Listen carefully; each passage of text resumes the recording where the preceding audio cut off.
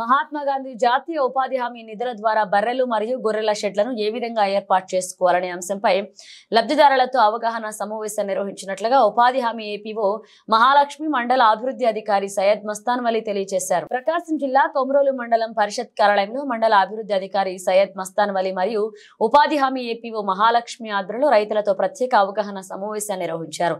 మండల పశుసంవర్ధక శాఖ అధికారి వినోద్ కుమార్ గుర్తించిన బర్రెలు గొర్రెల షెడ్ల ఏర్పాటుకు ముందుకు వచ్చిన లబ్ధిదారులకి అవగాహన సమావేశాన్ని నిర్వహించారు. ఈ సందర్భంగా గొర్రెల బర్రెల షెడ్లు ఎలా ఏర్పాటు చేయాలి, ఎంత ఖర్చు పెట్టాలి, నిర్మాణంలో చేపట్టవలసిన విధి విధానాలను లబ్ధిదారుల సందేహాలను నివృత్తి చేసినట్లుగా ఏపీఓ మహాలక్ష్మి ఎండిఓ మస్తానవలి తెలిపారు. ఈ సందర్భంగా ఏపీఓ మహాలక్ష్మి వివరణ ఇస్తూ కొమరోలు మండలంలో మొత్తం 25 చోట్ల బర్రెలు గొర్రెల షెడ్లకు అనుమతి రావడం జరిగిందని, ఒక్కొక్క లబ్ధిదారునికి 30,000 రూపాయల చొప్పున బర్రెల షెడ్లకు 90% ఉపాధి హామీ తరపున నిధులు ఇస్తారని, లబ్ధిదారులు 10% వాటాగా షెడ్లు ఏర్పాటు చేసుకోవాలని, అలాగే గొర్రెల షెడ్ల నిర్మాణానికి 2,30,000 రూపాయలు అనగా 70% లబ్ధిదారులకు ఇవ్వడం జరుగుతుందని, లబ్ధిదారులు 30% నిధులు వెచ్చించి షెడ్ల నిర్మాణం చేయాలని సూచించారు.